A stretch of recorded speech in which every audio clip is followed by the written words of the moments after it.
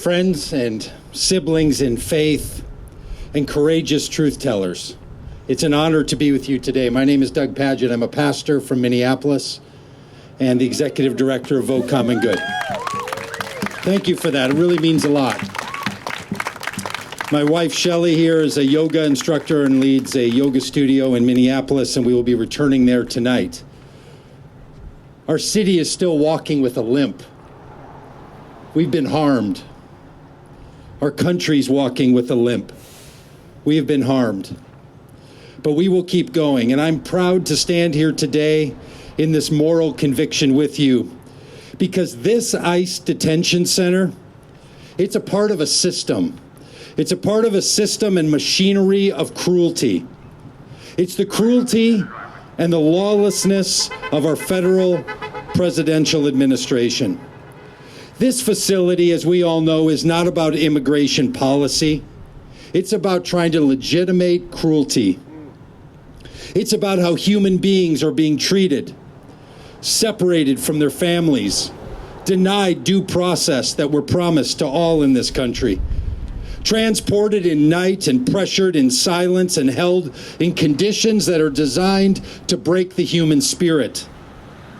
When a system in our country relies on fears and secrecy and dehumanization to function, people of good conscience and people of all faith must stand up and say that this is not justice, this is not security, and this is not who we are called to be.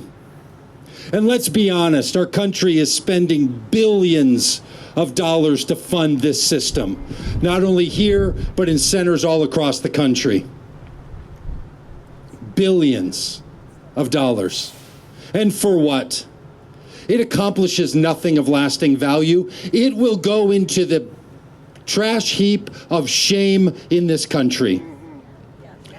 It reflects none of our highest American ideals. It is a waste of public money and funding. It is funding our nation's darkest impulses of exclusion and segregation and cultural bias dressed up as public policy.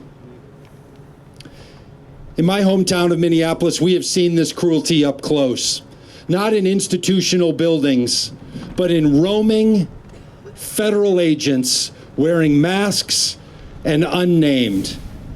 We've watched them move into our neighborhoods as if they were in enemy territory.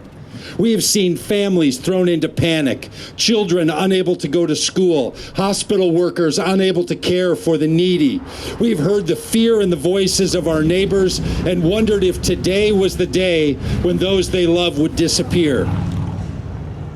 Our citizens have stood so they could stand down masked armed agents, even while our neighbors were being shot in the chest and gunned down in the back in cold blood.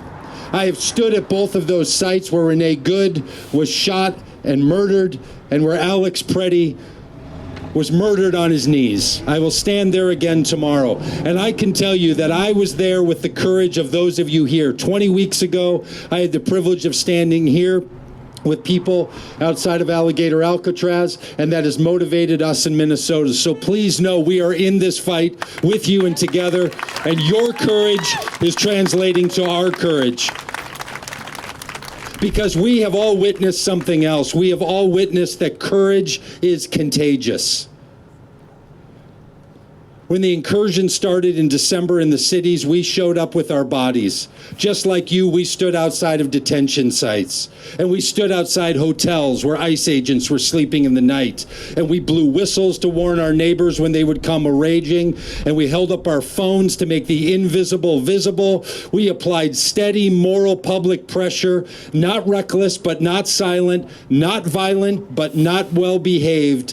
But it was clear and persistent moral cause. And we stand in honor and in solidarity with you as we saw pastors and grandmothers, students and veterans, business owners, children, people from Somalia, people from Honduras, people from across the country standing together and saying, you will not function in our city without eyes on you. We will be sure that which you want to bury behind these walls and make invisible, we will make visible.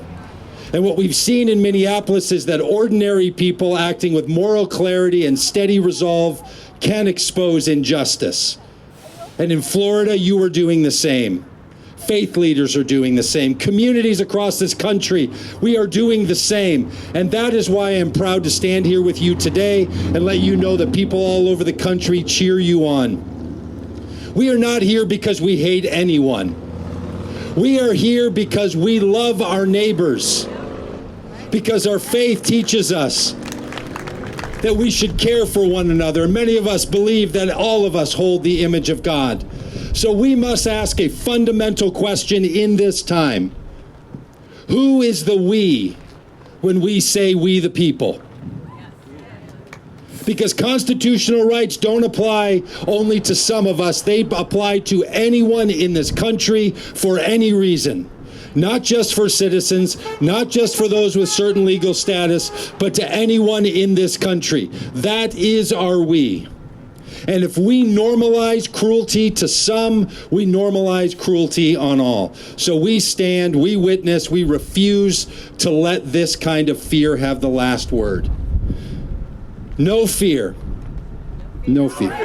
No cages. No cages. No cruelty in our name. No cruelty in our name. May we have the courage to match our conviction.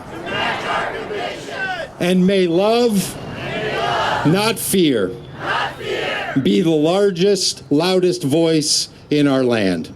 Thank you. Thank you for your witness.